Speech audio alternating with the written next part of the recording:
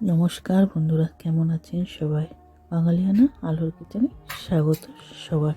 প্রথম থেকে শেষ অবধি দেখবেন বন্ধুরা। চলুন আজকে শুরু করি। সিম বাটা আমি কীভাবে করি, সিমটা আমি কেটে নিয়েছি। সিমটা এবার আমি সিদ্ধ করে নেব, সিদ্ধও করে নিয়েছি। এবার সিমটাকে আমি বেটে নেব। বেটে নেওয়া হয়ে গেছে।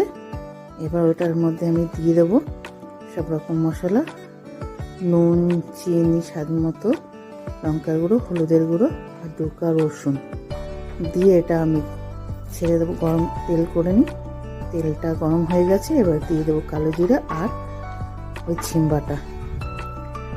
ভালো করে আমি এবার এটাকে ভাজা ভাজা করে কষিয়ে নেব। ভাজা ভাজা হয়ে গেছে। এবার এটাকে আমি আস্তে করে নামিয়ে দেবো বন্ধুরা। ভালো লাগলে ভালোবাসা দেবেন, পাশে থাকবেন।